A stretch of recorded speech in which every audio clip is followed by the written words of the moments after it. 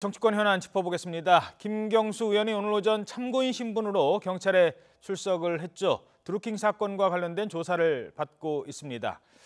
야권에서 드루킹 특검 도입까지 주장하며 공세를 펼치고 있는데 오늘 경찰 조사에서 어떤 조사를 받을지 관심이 모아지고 있습니다. 추은호 해설위원, 백성문 변호사 자리에 함께했습니다. 안녕하십니까? 안녕하세요. 예. 자, 먼저 한번 들어보도록 하죠. 대담 시작하기 전에 오늘 오전 김경수 의원의 경찰 출석 장면 먼저 보시겠습니다. 조사 과정에서 분명하게 설명할 것은 설명하고 충분하게 정확하게 소명할 것은 소명하도록 하겠습니다. 그동안 저는 필요하다면 특검이 아니라 그보다 더한 조사도 응하겠다고 밝혀왔습니다. 다시 한번 밝힙니다.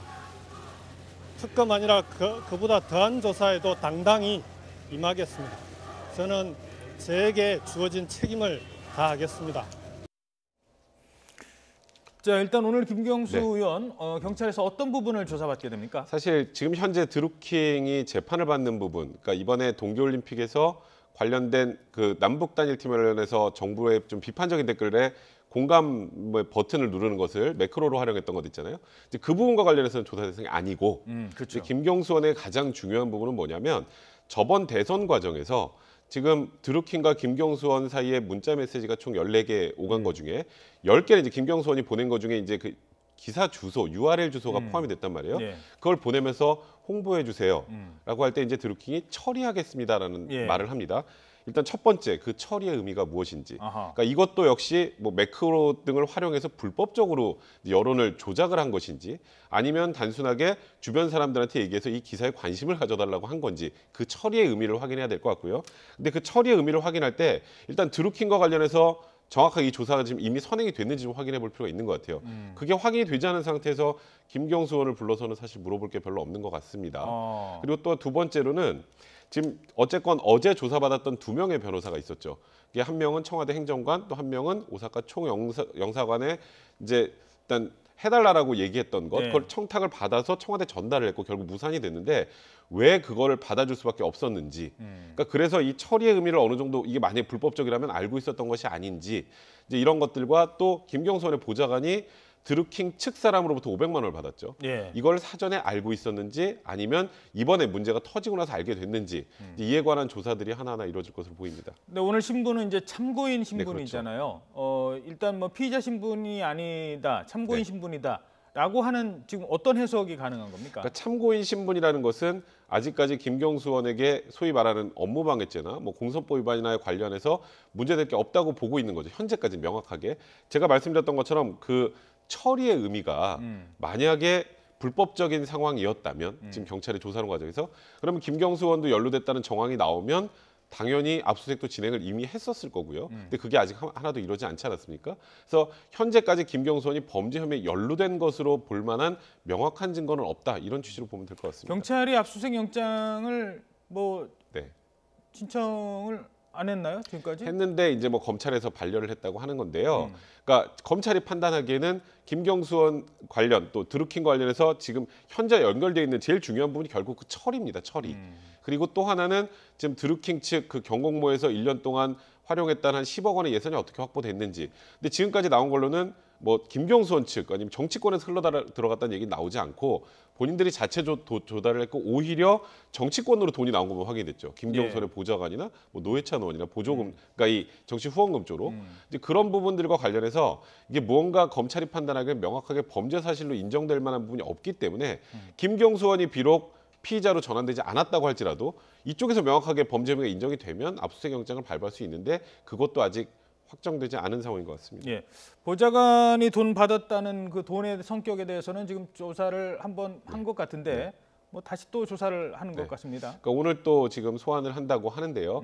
그 일단은 지금까지 나온 것으로는 김경수 의원과 무관하게 드루킹 측 사람이 보좌관에게 500만 원을 건넨 것으로 그래서 청탁금지법 위반, 소위 김영란법 위반 정도로만 조사가 된 것 같은데요. 오늘 그 돈을 직접 건넸다는 사람과 대질신문도 얘기가 지금 나오고 있는 상황인데 뭐 대질신문이 실제 이루어질지 모르겠습니다만 이루어진다면 이 돈을 준 사람과 보좌관과의 진술이 무언가 맞지 않기 때문이라고 봐야 될 것 같습니다. 알겠습니다. 김경수 의원이 뭐 특검이 아니라 더한 것도 받겠다라고 하면서 강한 자신감을 지금 드러내고 있는데 이거는 어떤 배경에서 나오는 걸까요? 일단 김경수 의원이 이제 그 예비 후보 의원직 사퇴 선언하고 예비 후보를 등록을 하지 않았습니까? 그렇게 되면은 사실 국회의원이라는 신분의 보장을 못 받는다라고 하는 것은 굉장히 보장치가 없어진다라고 하는 어떻게 보면은 자신한테는 보호막을 벗어버리겠다라는 거죠. 불체포특권이 없는 거고요. 일단. 그렇습니다. 그렇기 때문에 그 선거운동은 선거운동대로 제약을 받을 거고 또 계속 경찰에 불려나가고 검찰에 불려나가고 특검에 불려나가고 하는 것이 선거운동 과정에 굉장히 마이너스 요소인 것은 분명합니다. 그런 것까지 감수하고 이렇게 이제 일찌감치 선거 전에 뛰어들겠다라는 것은 그만큼 법적으로는 자신이 문제가 되지 않겠다라는 자신감이 있다라는 그런 생각이 일단 얼핏 들고요. 그리고 또 하나는 이제 그동안의 지방선거 전체 구도로 봤을 때 김경수 의원이 어떻게 보면은 경남도지사로 가장 이길 수 있는 카드다라고 하는 그런 긍정적인 효과. 또 하나는 전체 선거를 혹시 망칠 것 아니냐라고 하는 그런 부정적인 그런 그 입장들이 오가지 않았습니까? 그것들도 지금 단계에서는 극복해 나갈 수 있다. 경찰, 특검 모든 것들도 이렇게 극복해 나갈 수 있다라고 하는 어떻게 보면은 김경수 의원 본인의 또 더불어민주당 지도부의 강한 자신감이 드러난 것 아닌가라는 생각이 듭니다.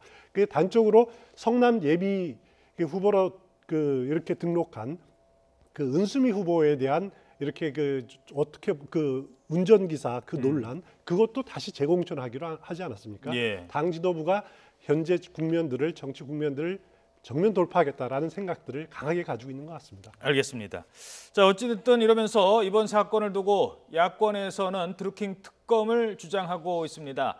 민주당은 드루킹 특검을 수용하는 조건으로 야당의 판문점 선언 이 비준 동의를 제안했습니다만 결국 이 빅딜은 무산됐죠. 결국 자유한국당 김성태 원내대표는 단식에 나섰습니다.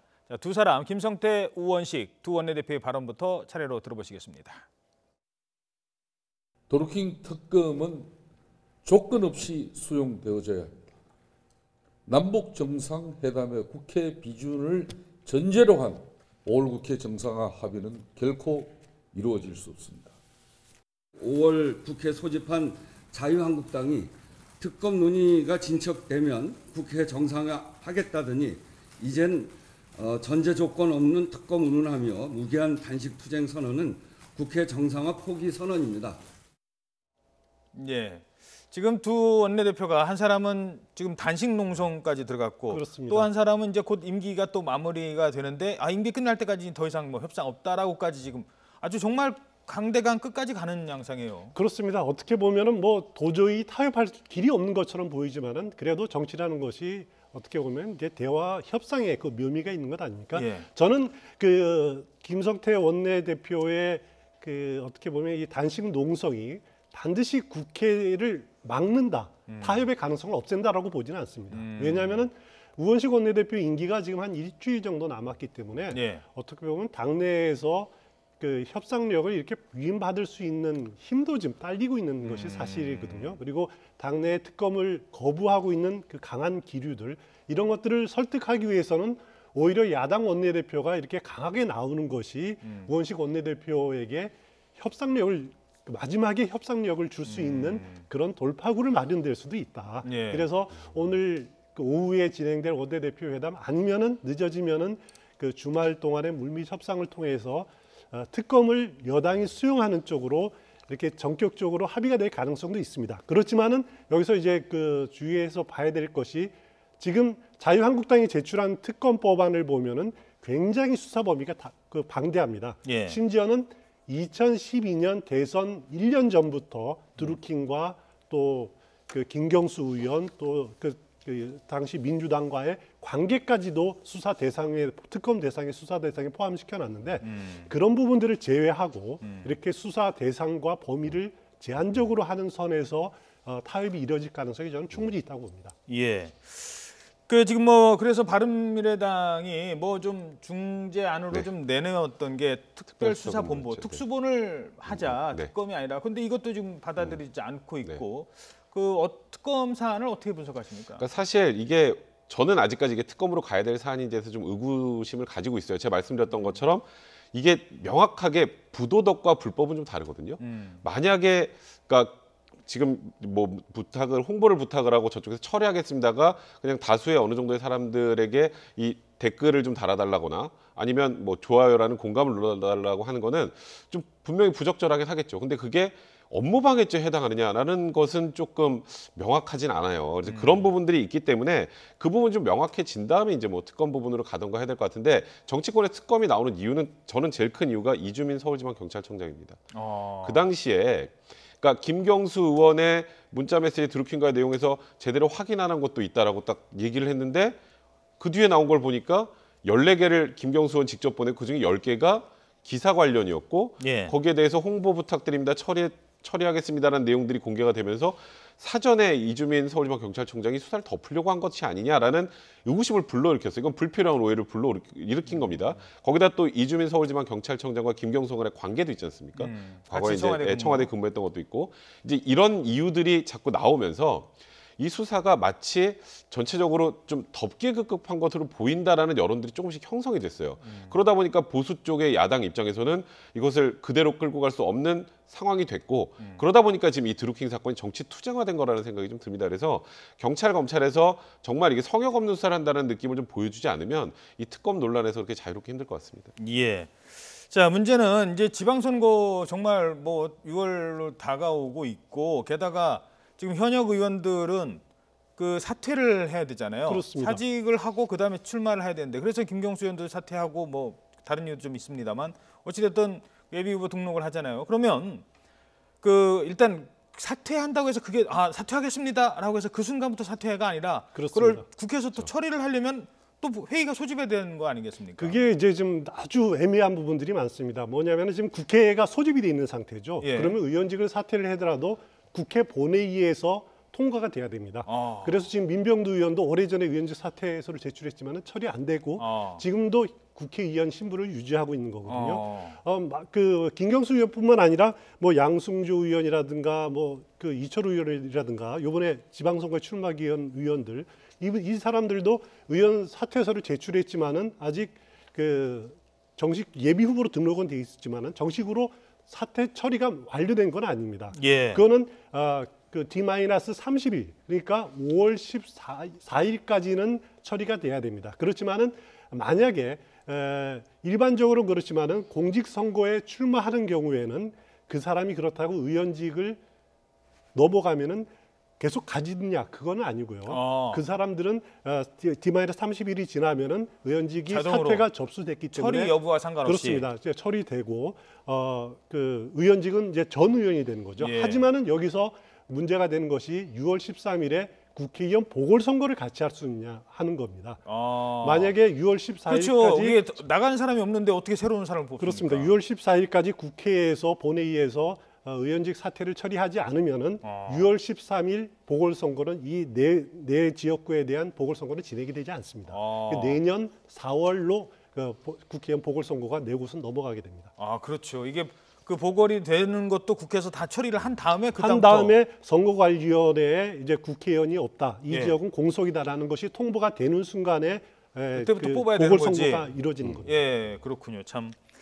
자, 이런 가운데 지금 그 자유한국당 뭐 어제도 잠시 전해드렸습니다만 뭐 빨갱이 발언 뭐 이런 것도 나왔습니다만 그건 뭐 어제 다뤘으니까요. 근데 이게 계속 자꾸 이제 이런 얘기들이 나오니까 자유한국당 후보들조차도 좀 그만 좀 하시죠라는 분위기가 지금 계속 나가고 그렇습니다. 있습니다. 강기일 부의원이 결국 홍준표 대표와 지금 설전을 벌이고 있죠. 그렇습니다. 강길부 의원은 4선 의원이고 이제 울산 울주군이죠. 강길부 의원도 갑자기 그 홍준표 대표의 언행 품격이 없다. 그리고 국민들의 정서와 다르다라고 하는 그 이유를 들어서 물러나라라고 주장을 하고 있는데 강길부 의원 경우에는 조금 그 다른 의원들하고는 이른바 비용 의원들하고 좀 경우가 다른 것 같습니다. 예. 강길부 의원 경우에는 기본적으로 이제 자신의 측근을 울주군 수 후보로 이렇게 강력히 밀었었죠. 예. 그러면서 전략 공천을 요구를 했었는데 그게 당 지도부에서 받아들여지지 않고 경선을 했었단 말입니다. 그렇지만은 그 측근이 경선에서 떨어지는 바람에 그런 바람에 지금 다시 이제 그 당 지도부를 겨냥을 해서 이렇게 강하게 밀고 나아가고 있는 건데 아마 지금 분위기로 봐서는 의원직을 사퇴할 가능성이 상당히 높습니다. 의원직 사퇴가 아니라 탈당할 가능성이 그렇죠. 예. 상당히 높아 보입니다. 홍준표 대표도 나갈 테면 나가라. 뭐 지난 2년 동안에 몇 번이나 탈당을 4번 보니까 4번 탈당했다가 들어갔다 뭐 이런 과정을 겪었는데 더 이상 필요하지 않다라고 이렇게 밀어내는 그런 형국인 것 같습니다. 자, 이거 뭐 선거를 앞두고 당 지도부와 그 사선 의원 간의 사실 볼썽스러운 모습까지 지금 보여주고 있는데 지금 반홍기류 어느 정도나 심각합니까? 일단 선거를 앞두고 있기 때문에. 반홍기류, 비홍기류 물론 이제 선거 결과에 따라서 폭발력 있게 발생할 가능성이 높습니다만은 일단 이번에 자유한국당 경우에서는 굉장히 전략 공천이 많았지 않습니까? 네. 그러다 보니까 당내 경선의 기회조차도 못 잡은 후보들 많은 특히 이제 PK와 TK 지역의 그런 예비 후보들 전 예비 후보들이 굉장히 반감이 많은 거죠. 예. 그 사람들에 대한 반발 그리고 또 이제 강길부 의원들처럼 자신의 그 측근들을 심지 못한 그런 중진 의원들의 반발 이런 것들이 계속 터져 나오고 선거 결과에 따라서는 그 사후에 전당대회 과정에서 폭발할 가능성이 상당히 높아 보입니다. 알겠습니다. 자, 어제 이명박 전 대통령 첫 재판이 열렸습니다. 어제는 뭐 출석하지 않았고 앞으로도 출석할 가능성이 많아 보이지 않는다라는 얘기도 있고요. 그거는 아닙니다. 어제는 이제 공판 준비기일이었기 때문에 이거는 피고인이 출석이 의무가 아닙니다. 그건 변호인들만 출석해서 어떻게 앞으로 심리를 할지, 어떤 증거를 인정하고 어떤 증거는 배척할지, 그다음에 뭐 재판을 하루에 일주일에 몇 번 할지 이제 이런 앞으로의 재판 과정 일정을 이제 정리하는 과정이었기 때문에 네. 이명박 전 대통령이 출석하지 않은 거고 현재까지 알려진 바로는 이명박 전 대통령이 법정에서는 본인이 확실하게 해서 제대로 법정 투쟁을 하겠다는 입장입니다. 예. 근데 다만 지금 이번에도 굉장히 내용이 방대하잖아요. 예. 방대하다 보니까 구속기간 만료인 6개월을 넘길 가능성이 있는데 그 넘길 가능성에서 만약에 또 한 번 제2구속영장이 발부되면 그때는 지금 박근혜 전 대통령처럼 아예 정치 투쟁하면서 재판에 불응할 가능성이 많다라는 가능성을 현재 내비치고 있는 상황입니다. 그런데 뭐 미리 얘기했잖아요. 변호인 측이 일주일에 뭐 3번씩 하고 이렇게 네. 집중 심리하면은 우리 이거 못한다. 너무 양이 방대하고 변호할 수 없다라고 또 얘기를 하고 있잖아요. 근데 이제 재판부에서 어떻게 얘기를 하냐면 일단 지금 증거를 어디까지 동의하는지 좀 보겠다는 입장이에요. 그러니까 예를 들어서 저번 박근혜 전 대통령처럼 모든 그 참고인들의 진술을 다 부인하면 그 사람들 다 증인으로 불러야 되잖아요. 그러면 이제 심리가 말 그대로 6개월 안에 그 증인 신문도 제대로 하지 못하고 끝날 가능성이 많기 때문에 네.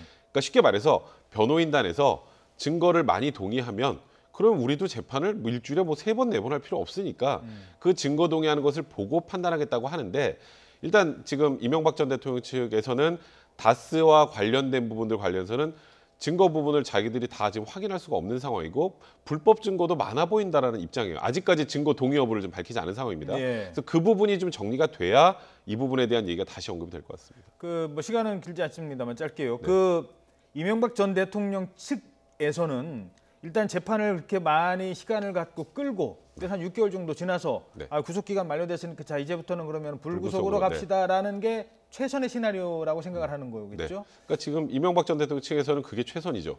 그리고 최대한 제가 보기에도 많이 또 증거에 대해서는 부동의를 할 겁니다. 그래서 현실적으로 6개월 안에 재판이 끝나기 힘든 상황이 될 거고 그 6개월 안에 예를 들어서 법원에서 또 좀 조속하게 심리하다가 잘못된 심리를 하면 안 되지 않습니까? 그러니까 그래서 일단은 지금 이명박 전 대통령 측은 이미 확실하게 엄포를 놓고 6개월 이후에 소위 말하는 재판을 거부하거나 불출석 가능성을 높이는 방향 쪽으로 진행하지 않을까 싶습니다. 박근혜 전 대통령은 그 관련자들이 뭐 최순실 씨 이랬지만 이명박 전 대통령은 가족들도 지금 재판 받을 수 있는 상황이잖아요. 그러니까 지금 근데 현재까지 뭐 김인호 교사에 관련돼서는 뭐 기소할 얘기들은 좀 나오고 있지 않은 것 같고요.